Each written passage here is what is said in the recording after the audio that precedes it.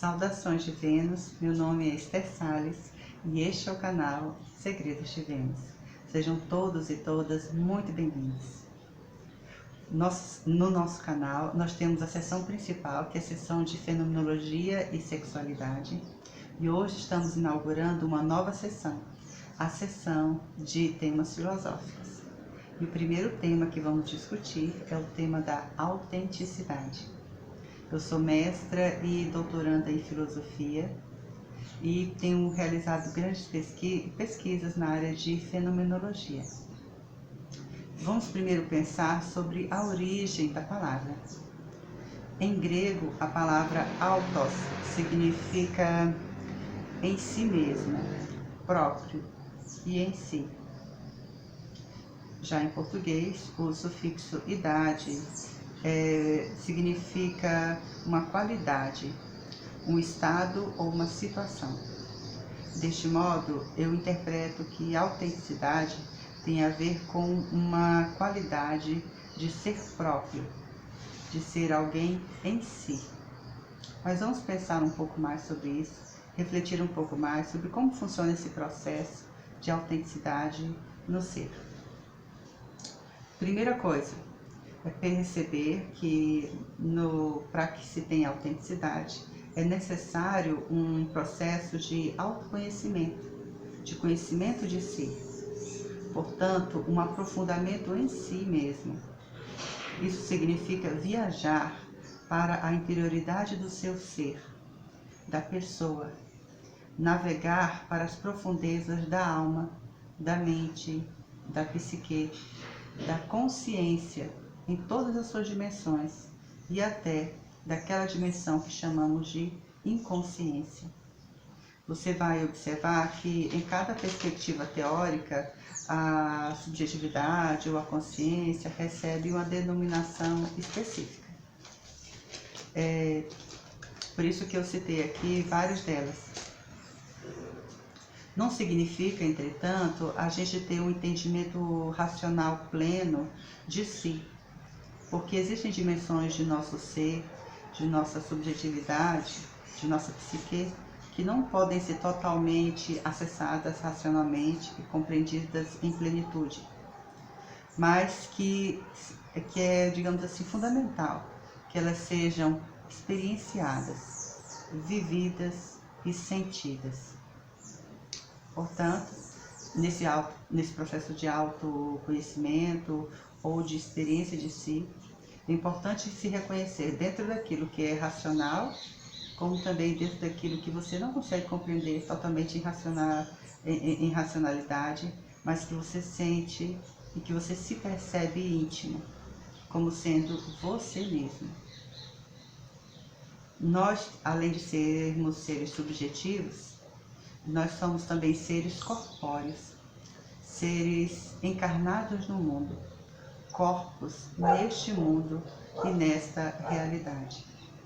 Portanto, se perceber como um ser concreto, encarnado no mundo, é se perceber dentro de relações, diante das influências do meio em que vivemos, se perceber em uma sociedade, em uma cultura que possui normas morais, princípios éticos, se perceber diante e em uma história humana, como também uma história científica, de toda uma evolução, de procedimentos técnicos e científicos e tecnológicos. Deste modo, a gente reconhece o quê? As influências do meio sobre o nosso ser, sobre quem nós somos. Quando você reconhece as influências do meio, e você percebe que tudo que acontece no mundo, ao nosso redor, nos afeta, nos influencia. Os ensinamentos da família, as práticas sociais e culturais, tudo isso tem influência sobre nós. O corpo físico no qual nascemos, os padrões de comportamento, de relações sociais, de gênero, mas ao mesmo tempo, por sermos humanos, racionais e termos liberdade, e ao mesmo tempo, por sermos dentro da nossa interioridade, nos percebemos como seres únicos, irrepetíveis, nós percebemos que o meio, por mais que nos influencia, ele não nos determina. Um filósofo espanhol, Ortega y Gasset, tem uma frase que me chamou muita atenção. Ele dizia: eu sou o meu eu e as minhas circunstâncias.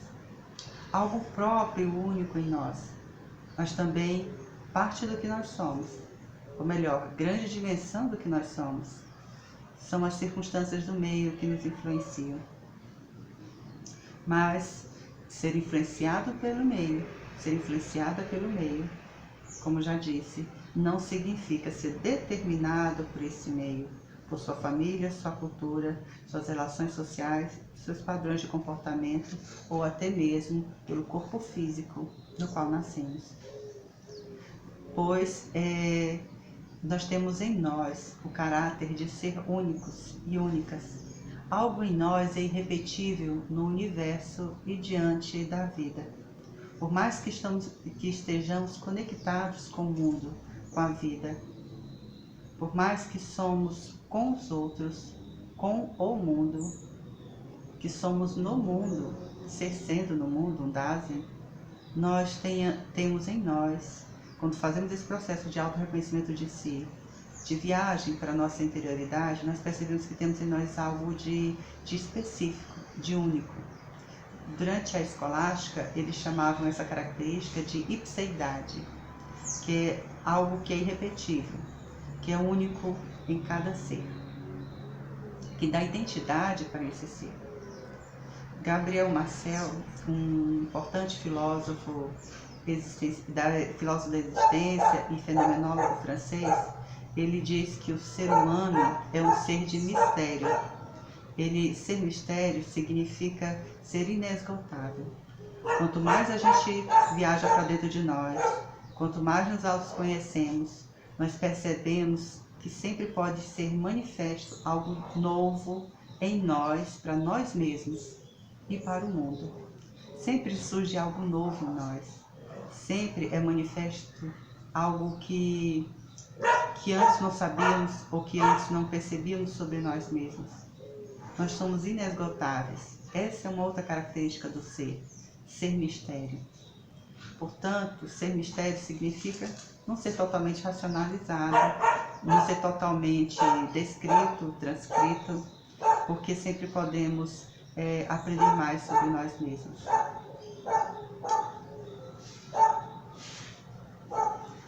É importante perceber que, diante desse processo de autoconhecimento e reconhecimento, você vai se autoconhecer e se perceber na experiência de si através do seu corpo, através das relações de gênero, através dos estilos, da moda e dos gostos, do seu jeito próprio de ser e de se comportar no mundo. Você vai perceber aquilo que você se identifica e aquilo que você não identifica em si mesmo, que você não se sente bem e confortável. E você precisa ter coragem para tomar a decisão de viver quem você é no mundo, ou caso você não tenha essa coragem ou não se sinta preparado ainda, de não viver, de continuar se pautando pelos padrões sociais que lhe foram impostos, tanto diante da sua vivência de gênero, do seu corpo, das normas de comportamento, dos estilos, né, de roupa e de práticas sociais. Então, ao fazer o processo de autoconhecimento, você acaba tendo que tomar uma segunda decisão. A primeira decisão é se autoconhecer. A segunda, como que eu vou me reconhecer, como que agora me reconhecendo, como eu vou ser no mundo, como que eu vou viver para o outro, né?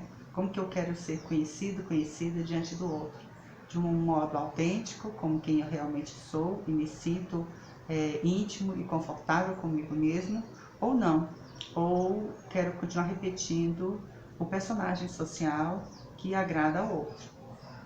É interessante perceber que esse processo de auto-reconhecimento nos causa essa sensação, né, de intimidade. Se autoconhecer, se respeitar, que é um outro processo bacana também nesse movimento, nos dá a sensação de intimidade, de percepção de si como alguém que se sente à vontade por ser quem se é. Essa é a morada do ser. Em grego, eles chamam de ethos, né? O ethos é a morada do ser. Onde você está em casa? No seu próprio ser, no seu ser autêntico e único. Único diante de si, diante do mundo, diante da vida. Claro que isso vai ter consequências, quando você se auto-reconhece e também quando você decide viver para o mundo conforme a sua autenticidade de si.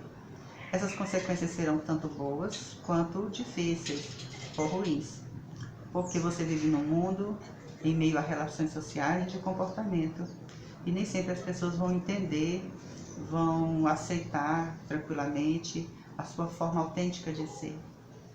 E saber construir relações pedagógicas de convivência com o outro, para que ele entenda e respeite, dentro da medida do possível, o seu ser e a sua autonomia, a sua autenticidade, é muito importante. E também temos que reconhecer que vão existir pessoas que não vão te aceitar, que não vão te amar e respeitar dentro da sua identidade única de ser. Existem pessoas que vão se afastar de você. Existem pessoas que, mesmo te amando, não vão saber como lidar com isso, porque estão muito ainda vivendo pautadas pelos padrões sociais de comportamento. E a decisão que elas se encontram melhor preparadas para tomar é se afastar de você. Cabe você respeitar isso. Pois cada pessoa tem seu tempo no processo de auto-reconhecimento, de aceitação de si, de autenticidade diante de si, do mundo e da vida.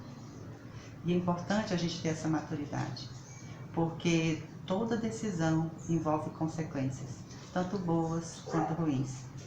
O filósofo grego Epicuro dizia que uma decisão deve ser tomada quando ela te causa maior prazer do que dor. E da forma de prazer da vida, a maior forma de prazer é aquela que dá sentido para a nossa existência, para a nossa vida. Isso é muito importante. Existem prazeres momentâneos, comer, talvez o ato sexual em si, mas existem prazeres que dão sentido para toda a vida. Esses prazeres que dão sentido para toda a vida, eles criam uma base sólida sobre a qual construímos o nosso ser no mundo e a partir do qual podemos nos realizar, sendo autênticos, não só no nosso movimento de interioridade, na imanência do nosso ser, mas transcendendo esse ser para o mundo, para nossas práticas sociais, através do nosso corpo, das nossas relações de gênero, através do nosso jeito próprio de existir. Então, esse é um convite para que todos e todas possamos ser felizes. Ser autêntico significa ser feliz no mundo, porque quando você se auto-reconhece, se sente íntimo e confortável por ser quem você é, você tem uma base de segurança para tomar suas decisões, para enfrentar as consequências, e mesmo que aconteçam coisas ruins, consequências negativas e dificuldades, a gente tem aquela base que nos permite se sentir felizes por existirmos e sermos quem somos. E isso é muito, muito importante. Olha, eu deixo aqui um grande abraço para todos e todas vocês. Me sigam no canal, aperte aí o sininho para você ser avisada dos próximos vídeos. Deixe seu like nesse vídeo e no próximo vídeo da sessão de sexualidade e fenomenologia nós vamos falar sobre o que é sexo. E no próximo vídeo dessa sessão de temas filosóficos nós vamos falar sobre o que é o amor, tá? Vou falar um pouquinho do mito do amor e do significado do amor. Um grande beijo para todos e todas vocês e até a próxima. Um cheiro para todo mundo. Tchau!